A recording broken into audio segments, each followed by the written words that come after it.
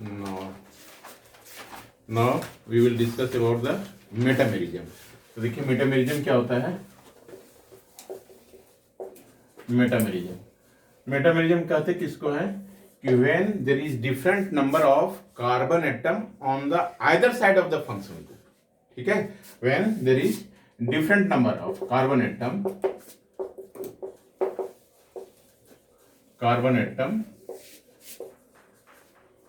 on the either side of the functional group.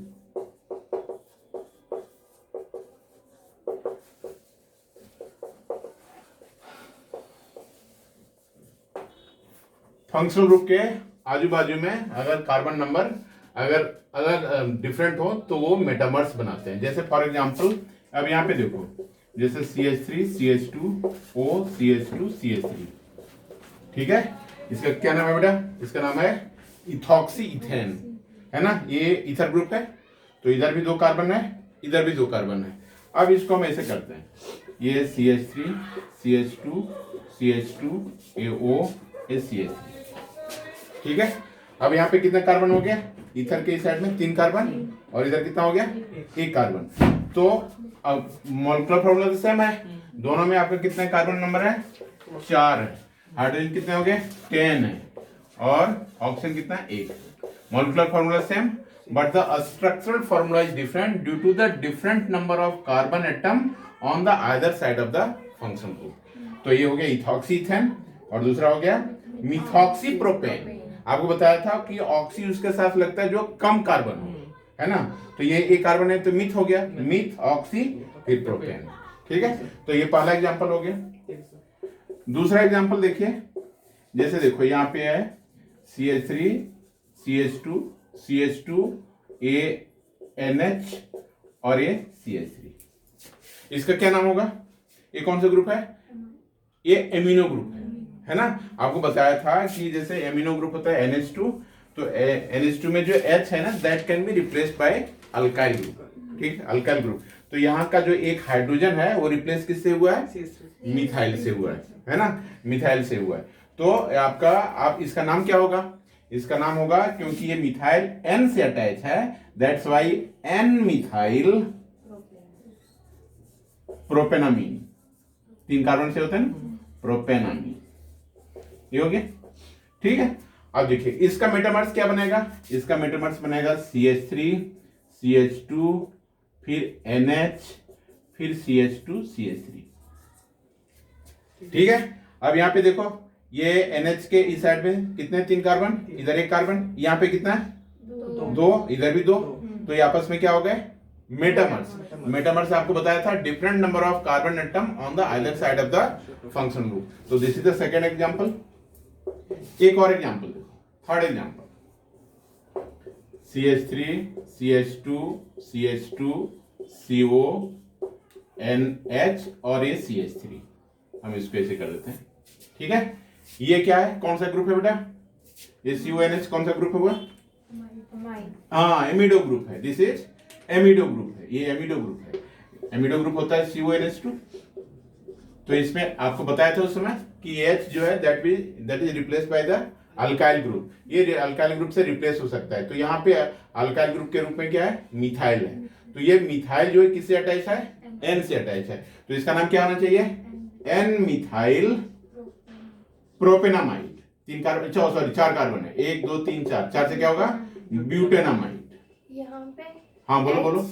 यहाँ पे H थोड़ी आएगा N के बाद, इधर यहाँ पे H नहीं आएगा ना N के बाद. क्यों नहीं आएगा? यहाँ भी H था ना. तो वो तो एक हाइड्रोजन से वो रिप्लेस हुआ, तो 2 एक हाइड्रोजन टोटल कार्बन. देखो आपका आइसोमर्स बनने का सबसे बड़ा कारण है कि मॉलिक्यूलर फॉर्मूला सेम होना चाहिए. मॉलिक्यूलर फॉर्मूला बोले तो जितने कार्बन, जितने हाइड्रोजन और जितने और दूसरे एटम है. अब यहाँ कार्बन कितना है? 1 2 3 4. 4 कार्बन हो गए. और हाइड्रोजन कितना है? 3 2 5 2 7 1 8 और 3 8 3 12, सॉरी 11. यहाँ पे देखो 1 2 3 4. 4 हो गए. और हाइड्रोजन कितना है? 3 2 5 1 6 और 2 8 8 और 3 11. और तो मॉलिक्यूलर फॉर्मूला सेम है. स्ट्रक्चरल फॉर्मूला डिफरेंट हो गया. क्यों? There will be different number of carbon atom on the either side of the function group. यहाँ फंक्शन ग्रुप क्या है? NH है ना, तो ये 2 डिग्री अमीन होगा। ऐसे NH2 होता है तो 1 डिग्री, ये 2 डिग्री अमीन है ना। तो पहला एग्जांपल आपका ईथर में, दूसरा एग्जांपल एमीन में, और तीसरा एग्जांपल है एमिडो ग्रुप में। हम एमिडो ग्रुप की बात कर रहे थे, तो दिस इज एन मिथाइल ब्यूटानामाइड। अब इसका नाम, अब इसको बताओ, इसका जो हो जाएगा मेटामर्स CH3 CH2 CO, फिर यहाँ पे NH, ये CH2 CH3, ऐसे हो गया। इसका नाम क्या होगा बेटा? इसका नाम होगा, ये इथाइल ग्रुप है। इथाइल ग्रुप किससे अटैच है? N से, तो दिस इज N इथाइल, और 1 2 3 से क्या होगा? एक काउंट हो जाएगा, तो 3 से क्या हो जाएगा? प्रोपेनामाइड। ठीक है, तो ऑल दीज आर मेटामर्स। तो ये मेटामर्स हो गया, तो इसको उतारिए।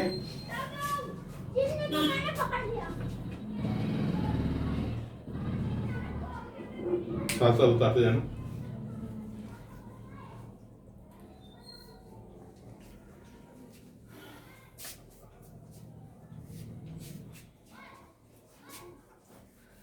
तो ये मेटामेरिज्म में था। अब हम स्ट्रक्चरल आइसोमर्स का एक लास्ट आपका है, वो है टॉटोमेरिज्म। तो टॉटोमेरिज्म में क्या होता है? तो टॉटोमेरिज्म में रीअरेंजमेंट होता है। किसका रीअरेंजमेंट होता है? आपका hydrogen atom, mostly hydrogen atom और पाई बॉन्ड का रीअरेंजमेंट होता है टॉटोमेरिज्म। तो यहां पे देखो,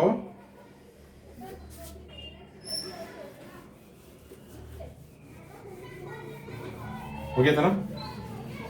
देखिए नेक्स्ट में है ये टॉटोमेरिज्म।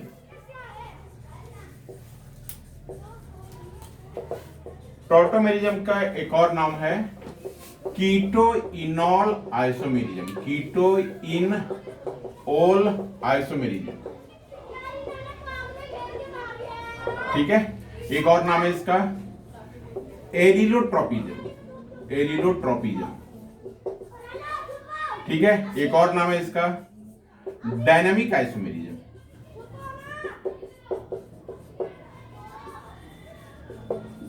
एक और नाम है इसका मीरोट्रोपिज्म। तो इतने चीज आपका है इसमें, टॉटोमेरिज्म या कीटोइनॉल आइसोमेरिज्म या एलिलोट्रोपिज्म या डायनेमिक आइसोमेरिज्म या नहीं तो मीरोट्रोपिज्म। तो इसमें होता क्या है? इसमें होगा there is rearrangement of mostly hydrogen atom as well as pi bond. Hydrogen atom और पाई बॉन्ड का रीअरेंजमेंट होता है। आप कहोगे रीअरेंजमेंट क्या होता है? क्यों आपका ये रीअरेंजमेंट होकर के पाई बॉन्ड और हाइड्रोजन एटम का रीअरेंजमेंट क्यों होता है? तो इसके पीछे वजह है टू गेन द स्टेबिलिटी, ठीक है। The molecule gain the stability. तो जैसे कीटोइनॉल फॉर्म है, जैसे मान लो आपका ये है, इधर देखिए, जैसे ये CH2 CH ये OH ऐसे है, तो ये हो गया इन, डबल बॉन्ड हुआ तो क्या हुआ? इन, और ये OH है तो ओल, तो ये इन ओल हो गया, ठीक है, इन ओल हो गया। अब यहां पे देखिए, ये H शिफ्ट होकर के यहां पे आया, ठीक है, और ये पाई बॉन्ड शिफ्ट होकर के कार्बन और ऑक्सीजन के बीच में आ गया। तो जब ये शिफ्ट होकर के यहां आ जाएगा तो क्या हो जाएगा? CH3, ठीक है, और ये आपका पाई बॉन्ड आ गया कार्बन और हाइड्रोजन, ठीक है। तो ये कार्बोनिल कार्बन है ना। तो ये यहाँ पे ये इनोल फॉर्म है, ये कीटो फॉर्म है, एल्डिहाइड है, ऑल एल्डिहाइड है। तो आपका ये क्या होगा? This is more stable then this one. Similarly एक और एग्जांपल देखो, जैसे मान लो आपका CH3 AOH ये CH2, ठीक है, ये भी इन है और ये क्या है? ओल, इनोल है। अब यहाँ पे देखो, ये अगर हाइड्रोजन शिफ्ट होकर के इस पे आएगा और ये पाई बॉन्ड शिफ्ट होकर के यहाँ पे आएगा, तो यहाँ पे हो गया CH3 CO, क्योंकि हाइड्रोजन यहाँ शिफ्ट हो गया, और ये क्या हो गया? CH3। तो ये हो गया कीटो, और ये हो गया इन, और ये हो गया ओल। तो कीटोइनॉल आइसोमेरिज्म, इसलिए इसका नाम है कीटोइनॉल आइसोमेरिज्म। है ना। तो अब ये कीटोन और आइसोमेरिज्म तो है, लेकिन अब इसमें ये शिफ्ट होकर के ये हुआ है, तो this compound is more stable, है ना। तो आपका कीटो फॉर्म जो होता है वो ज्यादा स्टेबल होगा in comparison to enol form. ठीक है, इनोल फॉर्म मोस्टली नेग्लिजिबल, 1% से कम होता है स्टेबल। ये उन्हें देखो, ये आपका हमने डबल ये लगाया, ये रिवर्सिबल का एग्जांपल है। रिवर्सिबल मतलब ये बनाएगा इसको, ये बनाएगा इसको, दोनों तरफ से। इसीलिए डायनेमिक आपका आइसोमेरिज्म मतलब ये मूव करते रहते हैं, स्टेबल नहीं है। इरिवर्सिबल में क्या होगा, रिएक्शन आपका लेफ्ट से जाता है राइट की ओर, तो रिएक्टेंट टोटली आपका प्रोडक्ट बना देता है। ठीक है, तो जैसे जैसे प्रोडक्ट बनता जाएगा वैसे वैसे रिएक्शन भी धीरे धीरे स्लो होता जाएगा, और जब कंप्लीटली रिएक्टेंट प्रोडक्ट में कन्वर्ट हो जाएगा तो रिएक्शन स्टॉप हो जाएगा। वो ऐसा रिएक्शन क्या होता है, इरिवर्सिबल रिएक्शन। और जब रिवर्सिबल रिएक्शन है तो क्या बनेगा, ये बनाएगा रिएक्टेंट बनाएगा प्रोडक्ट, और प्रोडक्ट बना देगा रिएक्टेंट, तो दोनों साइड से रिएक्शन चलेंगे। तो इसलिए इसको बोलते हैं dynamic isomerism, isomerism, dynamic isomerism. ठीक है, तो ये आपका है। तो अब जैसे बोलता है कि अगर हम एट ए टाइम, अगर ये भी और ये भी, एक कंटेनर में दोनों भी है, इनवॉल भी है और ये भी है ना, ये भी है, एक ही कंटेनर में दोनों है। ये अलग, ये इसका टेस्ट होगा, ये अलग टेस्ट देगा, इसका FeCl3 टेस्ट देता है। ठीक है, FeCl3, और ये देगा आपका कीटोनिक का है तो आइडोफॉर्म टेस्ट भी दे सकता है ना। आइडोफॉर्म टेस्ट जनरली देगा, ये आइडोफॉर्म टेस्ट देता है। ठीक है, तो आप FeCl3 टेस्ट ये देगा, ये नहीं देगा, या आइडोफॉर्म टेस्ट ये देगा, ये नहीं देगा, तो डिस्टिंग्विश तो हो जाएगा ना कि कौन कंपाउंड क्या है सब, है ना। तो इसलिए आप कंटेनर में ये भी होगा और ये भी होगा। अब कौन कितना है, तो इसका कम, जो आपका कंटेंट होगा बहुत कम होगा, 1% से कम होगा, और इसका कंटेंट ज्यादा होगा।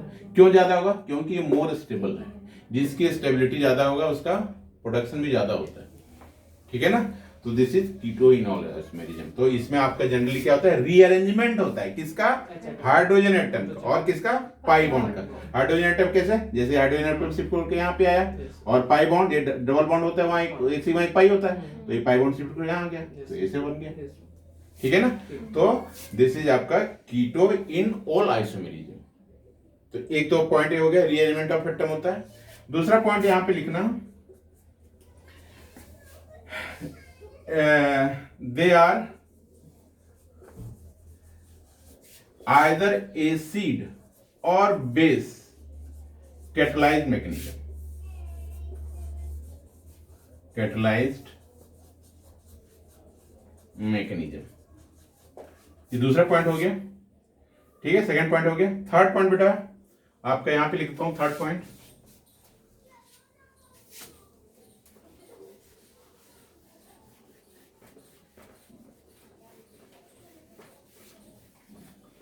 थर्ड पॉइंट आ जाइए, दे आर ऑलवेज इन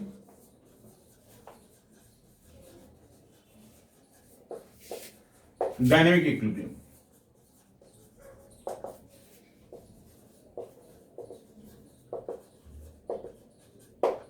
ठीक है, अच्छा, अभी हमने क्या बताया कि जो इनवोल होगा वो कीटो फॉर्म से कम होगा, इनवोल होगा वो कीटो फॉर्म से कम होगा।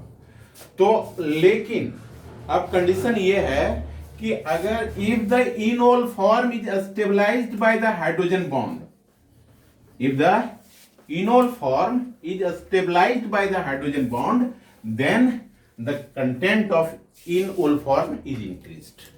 जैसे मान लो आपका है, ये देखिए CH3 CO CH2 CH2 CO CH3, ये हो गया कीटो फॉर्म है। कीटो फॉर्म है तो यहाँ पे देखिए 1 2 3 4 5 6, ठीक है ना, 1 2 3 4 5 6, इसमें ऐसे कर दो, एक ही रखो,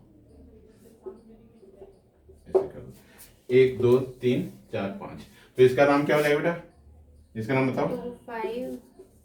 5 से पेंटेन 2 4 डायोन, दिस इज 2 4 डायोन।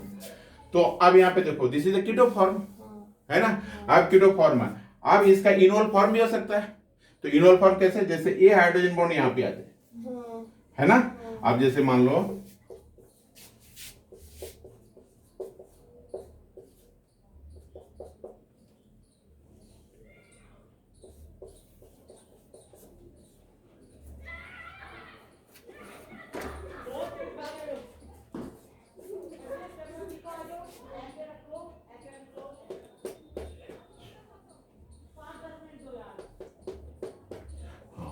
अब यहाँ पे देखो, ये देखो इनोल फॉर्म, ये हो गया इन, ये हो गया ओल और ये हो कीटो।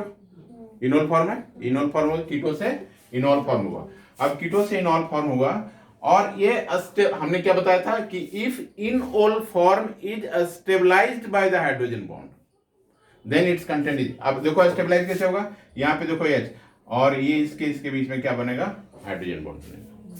हाइड्रोजन बॉन्ड किसके किसके बीच में होता है, तो एक तरफ हाइड्रोजन होना चाहिए और एक तरफ फोन याद रखना, फोन FON, ये तीनों में से कोई एक आपका हो एटम और एक तरफ हाइड्रोजन हो, तब आपका क्या होगा, हाइड्रोजन बॉन्ड बनेगा।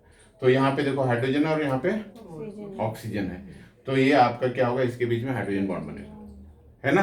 तो जब हाइड्रोजन बॉन्ड बनेगा तो हाइड्रोजन बॉन्ड स्टेबिलिटी भी प्रोवाइड करता है। तो जब ये स्टेबल होगा तो इसका कंटेंट बढ़ जाएगा, तो कंटेंट बढ़ करके वो 1% से कम में था, ये जनरली 97% होगा और ये 93% होगा। तो यहाँ पे पॉइंट लिख लो कि if enol form is stabilized by the hydrogen bond, stabilized by the hydrogen bond, then its content is increased। ठीक है।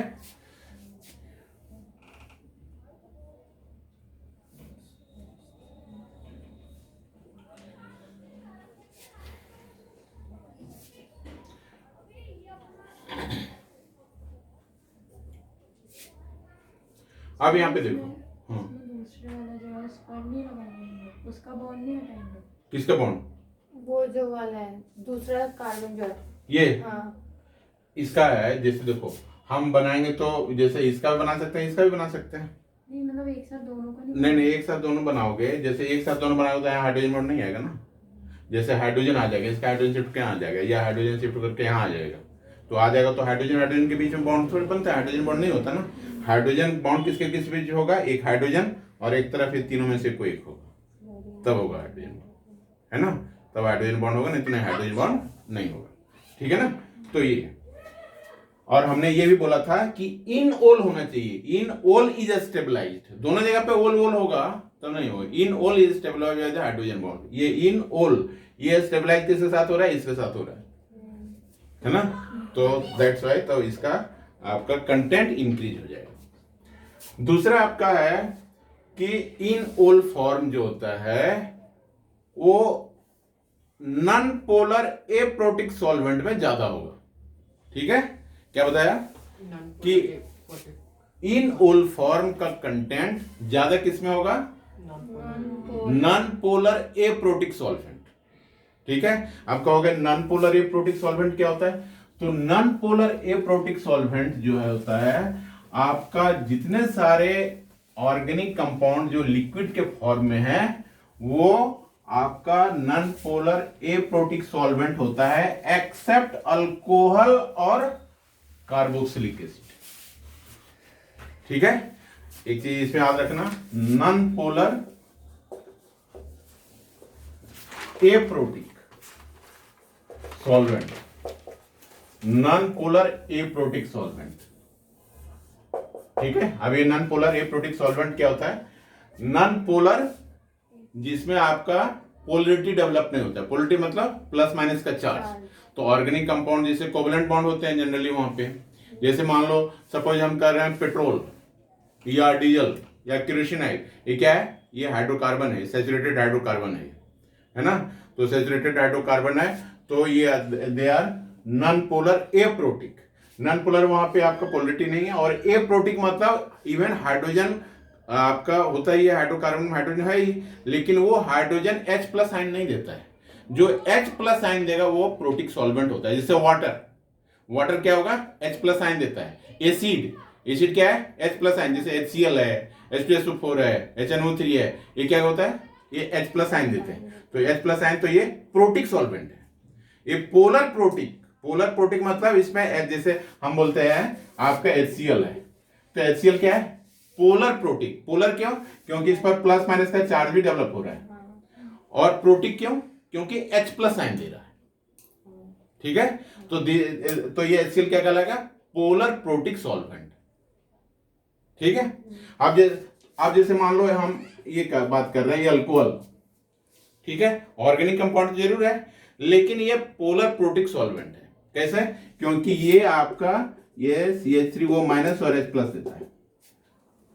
अल्कोहल्स आर एसिड्स, ऑल्दो इसका क्या होता है, पीके वैल्यू आपका ज्यादा होता है। पीके वैल्यू अगर ज्यादा होगा तो एसिडिक नेचर कम होगा, के वैल्यू ज्यादा होगा तो एसिडिक नेचर ज्यादा होगा। ठीक है, तो ये H प्लस आयन देता है लेकिन इसकी एसिडिक स्ट्रेंथ कम होती है। तो H प्लस आयन दिया ना, ऐसा नहीं कि नहीं दिया, दिया ना, तो दे रहा है तो इसका मतलब प्रोटिक सॉल्वेंट है और प्लस माइनस का चार्ज डेवलप हो रहा है तो पोलर भी है। अब जैसे जैसे हाइड्रोकार्बन ले लो, हाइड्रोकार्बन मान लो सपोज दैट हम लिए C8 8 3 16 2 18, ठीक है, ये रफली आपका पेट्रोल के अंदर आता है, पेट्रोल वगैरह। तो अब यहाँ पे देखो ये कार्बन भी है, हाइड्रोजन है, यहाँ पे कार्बन कार्बन का स्टेट चेंज होगा, फिर उसके साथ हाइड्रोजन लगे रहेंगे। तो हाइड्रोजन होने के बावजूद भी ये H प्लस आयन नहीं देता। ठीक है, ये H प्लस आयन नहीं देंगे तो ये कहलाएंगे क्या? नॉन पोलर ये प्रोटिक सॉल्वेंट। तो रफली आप उतना, आपका मेडिकल में उतना ज्यादा पूछेगा नहीं, लेकिन ध्यान में रखना कि ऑल ऑर्गेनिक कंपाउंड, एक मोटे मोटे तौर पर लिख लो, ऑल ऑर्गेनिक कंपाउंड जो लिक्विड में है, ठीक है, which is in liquid form, is in liquid form are non polar aprotic solvent except कौन? Alcohol and carboxylic acid.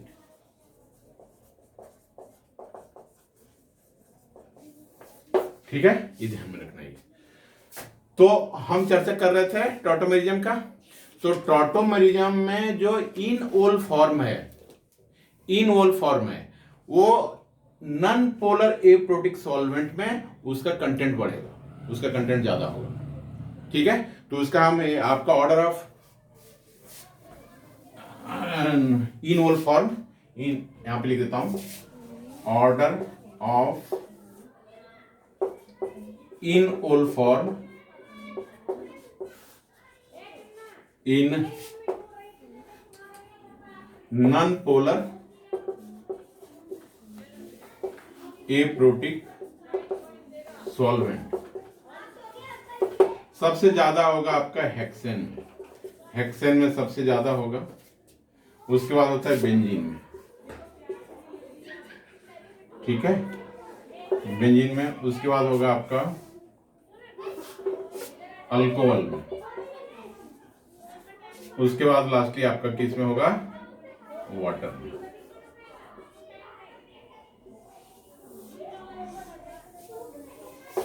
ठीक है, ये ऑर्डर है। सबसे ज्यादा इनओल फॉर्म किसमें होगा? हेक्सेन में, इसमें कंटेंट में ज्यादा होगा, फिर उसके बाद बेंजीन में, फिर अल्कोहल में, फिर वाटर में। ये ऑर्डर ऑफ क्या है? इनओल फॉर्म लिखा हुआ है ना, इनओल फॉर्म है ना। अगर ये सॉल्वेंट के रूप में लें तो वहां पे इनओल फॉर्म का कंटेंट ज्यादा बनेगा। ठीक है, दूसरा बात है टॉटोमेरिज्म के लिए आपका एक चीज है, वही टॉटोमेरिज्म हो सकता है जहां पे आपका अल्फा हाइड्रोजन हो, वहीं पे आपका टॉटोमेरिज्म हो सकता है, हर जगह पे नहीं होगा। जैसे आप यहां पे देखो,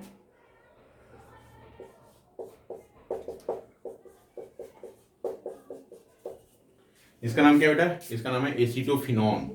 दिस इज एसीटोफिनोन।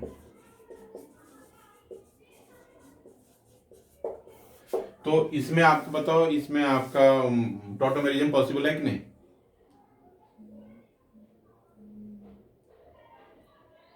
जल्दी बोलो, इसमें टॉटोमेरिज्म पॉसिबल है क्योंकि ये जहां पे फंक्शनल ग्रुप होता है ना, उसके बाद का कार्बन, तो बाद का कार्बन ये भी है, बाद का कार्बन ये भी है। तो यहाँ पे जो कार्बन है उसके पास हाइड्रोजन नहीं है, तो इधर से फिर क्या होगा? टॉटोमेरिज्म होगा नहीं। लेकिन इधर से तो हो सकता है, हाँ तो ये एसिटोफिनोन में टॉटोमेरिज्म पॉसिबल है। ठीक है, अच्छा, इसमें टॉटोमेरिज्म पॉसिबल है। अच्छा, अब इसमें देखो,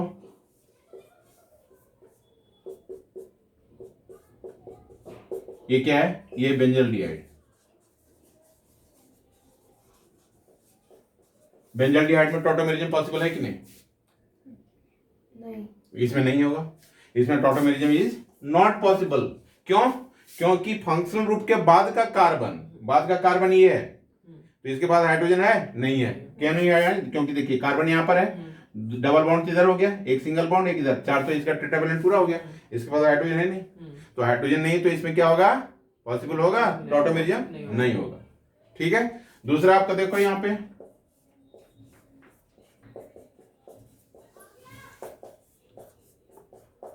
इसका नाम है बेटा बेंजोफिनोन।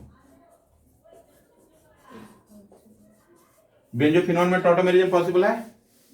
नहीं। नहीं, बिल्कुल नहीं है। ठीक है, इसमें भी नहीं है। तो टॉटोमेरिज्म के लिए आपका सबसे इसेंशियल कंडीशन क्या है, there must be at least 1 alpha hydrogen. ठीक है, तो टू बी, हाँ यहां पे लिखते हैं आगे,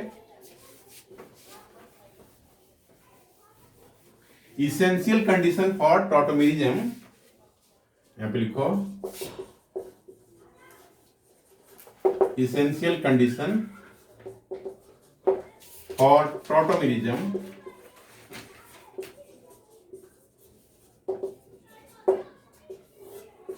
there must be at least, ये सब जो पढ़ा रहे हैं ना, इतना ही पढ़ना, इससे ज्यादा नहीं पढ़ना। ठीक है, इतना ही पढ़ना है, इतना ही पढ़ोगे ये बहुत काफी है। ये नहीं आ रहा नॉन पोलर एब्रोटिक सॉल्वेंट, इसमें नहीं आ रहा कैमरे में। अभी बोल रही है, चलो छोड़ो बात, क्यों, बस हेडिंग नहीं आ रही, बाकी तो सब आ रहा है। चलो ठीक है। इसेंशियल कंडीशन फॉर टॉटोमेरिज्म क्या है, there must be at least 1 alpha hydrogen, 1 alpha hydrogen for tautomerism. ये ला एक बार दोबारा एक्सप्लेन करेगा। कौन सा बेटा? ये ला एग्जांपल, ये एसिटोफिनॉन था। Yes sir. ये आपका क्या है, ये फंक्शनल ग्रुप है। कौन सा ग्रुप है? कीटोनिक ग्रुप है, है ना। तो इधर हम देखते हैं, इधर इसके पास हाइड्रोजन बॉन्ड है, हाइड्रोजन एटम है नहीं है, क्योंकि यहाँ कार्बन है, तो कार्बन है, इधर डबल बॉन्ड हो गया, फिर इधर एक बॉन्ड इधर हुआ, एक बॉन्ड इधर हुआ, तो टेट्रावैलेंट हो गया फिर ये। अच्छा, अब इधर की ओर देखते हैं, तो ये भी अल्फा कार्बन है, तो अल्फा कार्बन ही है, तो अल्फा कार्बन इसके पास हाइड्रोजन है, तो ऑब्वियसली होगा। जब अल्फा हाइड्रोजन है, जब कहीं तो रहा है ना, एसेंशियल कंडीशन के लिए कम से कम एक और मैक्सिमम 3 तो होगा ही। ठीक है, तो 3 है तो और बढ़िया है, तो उसमें होगा और ज्यादा होगा, 3 बार होगा, और अगर एक अल्फा हाइड्रोजन है तब भी आपका पॉसिबल हो सकता है। ठीक है, तो ये आपका इसेंशियल कंडीशन हो गया ये।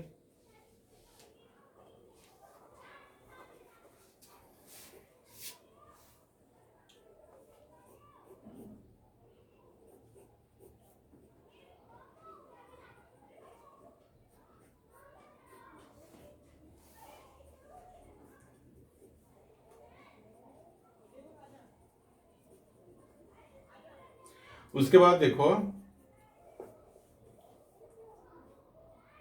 ऑर्डर ऑफ इनॉल कंटेंट, है ना। ये तो इनॉल कंटेंट किसमें ज्यादा होगा, तो आपको बताया था नॉन पोलर एप्रोटिक सॉल्वेंट में ज्यादा होगा। ठीक है, पोलर प्रोटिक सॉल्वेंट में आपका क्या होगा, पोलर प्रोटिक सॉल्वेंट में कम होगा। ठीक है, तो अब यहां पे देखो, इनॉल कंटेंट ज्यादा किसमें, तो ऑर्डर ऑफ इनॉल कंटेंट,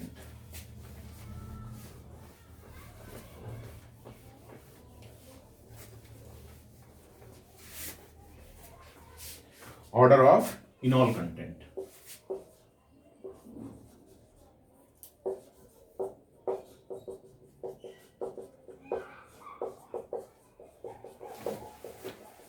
इनॉल कंटेंट। तो सबसे पहले होगा एल्डिहाइड में, एल्डिहाइड से ज्यादा किस में होगा, कीटोन में होगा। ठीक है, एल्डिहाइड से ज्यादा कीटोन में होगा, कीटोन से ज्यादा किस में होगा, कीटो ईस्टर में होगा, कीटो ईस्टर, एक कीटोनिक ग्रुप होना चाहिए और एक ईस्टर ग्रुप होना चाहिए। उसके बाद फिर आपका ऑर्डर ऐसे चल रहा है, ठीक है। उसके बाद कीटो ईस्टर, कीटो ईस्टर के बाद कीटो ईस्टर कंटेनिंग फिनाइल ग्रुप, कीटो ईस्टर कंटेनिंग फिनाइल ग्रुप,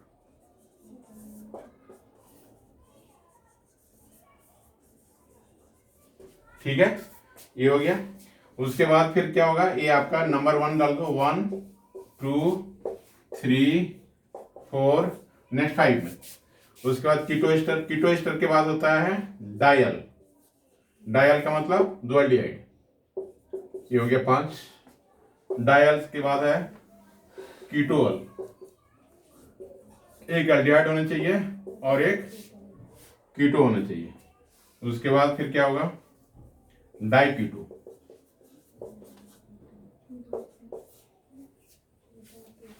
ठीक है। उसके बाद है डाइकीटो के बाद, ये ऑर्डर लर्न कर लेना बेटा, इंपॉर्टेंट है ये सब, ठीक है। एक ये इस जो है जो लिखा है सब सारा आपको करना है, ठीक है। इतना ही पढ़ना है, इससे ज्यादा नहीं पढ़ना है ना, इतना ही से क्वेश्चन है आपका मेडिकल के लिए, नहीं ज्यादा है, मेडिकल इंजीनियरिंग के लिए काफी है। उसके बाद फिर है डाइकीटो के बाद डाइकीटो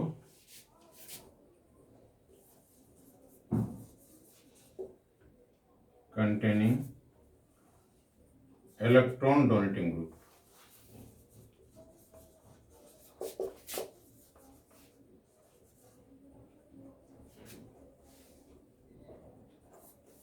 फिनाइल।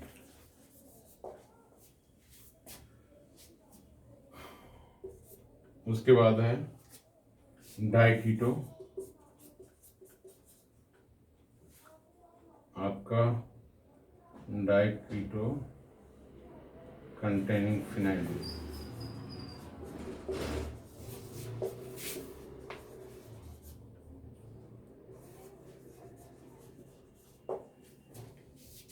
सात, ये 8 हो गया बेटा, ये हो गया 9। हाँ, और diketo containing electron withdrawing group, electron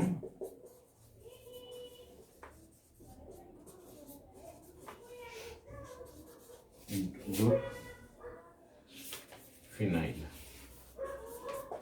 ये ऑर्डर है, 9 10 का ऑर्डर है, 10 का आपका याद रखना, ठीक है।